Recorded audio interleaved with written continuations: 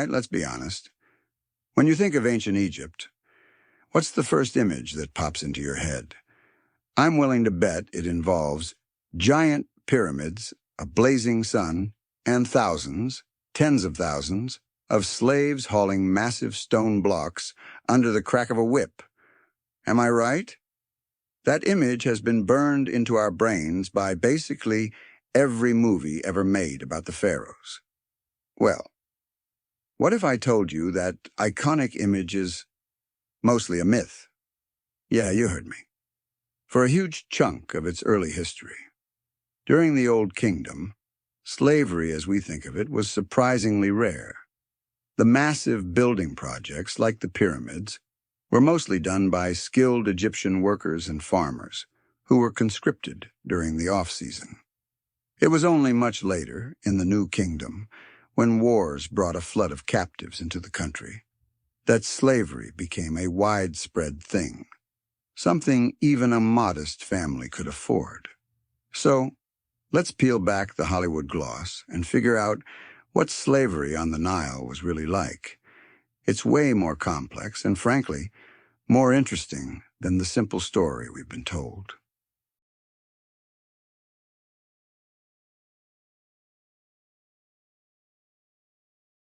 So, where did slaves even come from? The main source, no surprise, was war. After a successful campaign, the pharaoh was basically the CEO of the victory. All the spoils, including the people, were considered his personal property. He'd skim the best off the top, the strongest, most skilled, or most beautiful, for the royal court, and hand out the rest to his top generals and decorated soldiers. Think of it as the ultimate combat bonus. But here's where it gets interesting. You could also become a slave without ever seeing a battlefield. You could be a native Egyptian and still end up in bondage. If you committed a major crime, robbed a tomb, failed to pay a massive debt to the state, the court could sentence you to servitude. And there was also a desperate measure of last resort: debt bondage.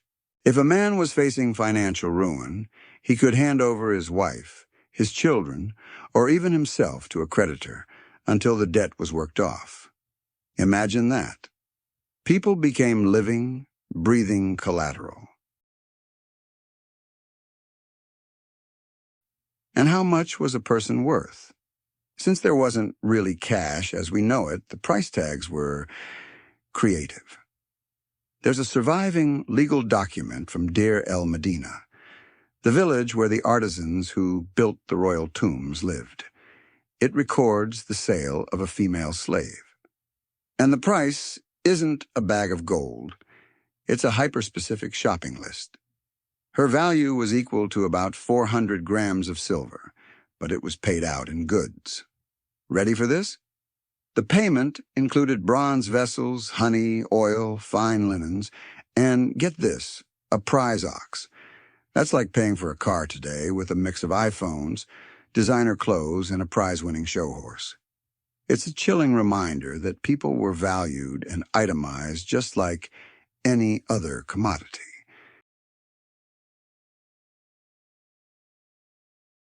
You'd think with this attitude that the treatment of slaves would be horrific. And here's where another misconception gets busted. On the whole, compared to other ancient empires, the treatment of slaves in Egypt was surprisingly moderate. Now, this wasn't about kindness, it was about pragmatism. Think about it. If you own a luxury chariot, you don't leave it out in a sandstorm to rust. A slave was a huge investment, so the law protected them from serious harm. But not for their own sake, for their owners. Harming someone else's slave was like torching their granary or crippling their livestock. It was a serious property crime. But let's not paint too rosy a picture. A master's power inside his own home was nearly absolute. And without a doubt, there were cruel exceptions, abusive owners who subjected their slaves to terrible violence. But from what the records show, these were seen as deviations from the norm, not the norm itself. So what did a slave do all day? Mostly domestic work. They were the cooks, the cleaners, the brewers, the nannies, the entire support staff for the elite. But their economic use didn't stop there. And this is one of the weirdest details I learned. You could rent them. Imagine a wealthy noble commissioning a fancy new dress for his wife.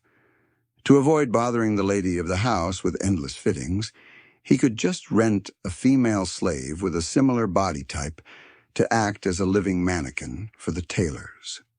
Brilliant and horrifying, right?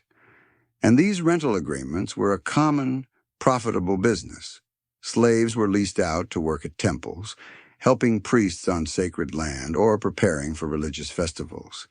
And in a really poignant example of their lifelong bond, some contracts show slaves being transferred to new owners with the explicit duty to perform funeral rites and maintain their former master's tomb after he died. Can you imagine? A contract that extends beyond the grave.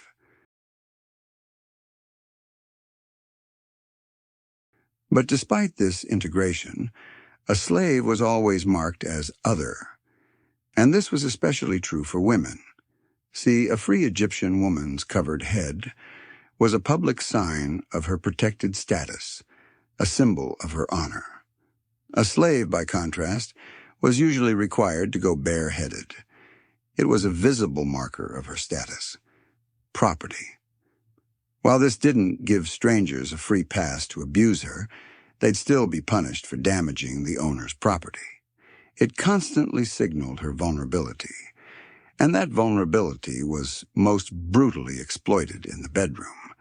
It was a completely accepted social norm for a master to have sexual access to his female slaves, and it wasn't even considered adultery against his wife. These forced unions often produced children, creating incredibly complex family dynamics inside the home. Even a slave's appearance was policed. A free woman could wear gold and lapis lazuli, but a slave was restricted to simple ornaments of leather or bone. And God forbid a female slave or Baku tried to copy her mistress's makeup. There was a special, viciously cruel punishment for that. Her mouth would be forcibly rinsed with a super-concentrated salt solution, a painful, humiliating way of saying, "Know your place." And this economic exploitation had an even darker side, forced prostitution. Owners could make a tidy profit by contracting their slaves out to taverns, entertainment venues, or full-blown brothels in big cities like Thebes. It was a brutal but lucrative business, and we see the tragic consequences of this in medical texts like the Eber's Papyrus, which grimly detail treatments for what are clearly sexually transmitted diseases, a silent testament to their suffering. But if you were a slave and you hit the absolute jackpot, you ended up in the Pharaoh's palace. This was a completely different league. They were rarely even called slaves, but servants of the palace, and their status was light years above any privately owned slave. They were the managers, the musicians, the stylists, the ones who ran the whole vast machine of the royal court. And many female slaves became part of the Pharaoh's harems. These weren't just dens of pleasure. They were powerful political and economic institutions, set up all over Egypt so the king would have a full court waiting for him wherever he traveled. And here's the kicker. The Pharaoh's own children, future heirs to the throne, were often raised in these harems. That meant a slave's child could, at any moment, be vaulted to the very top of society.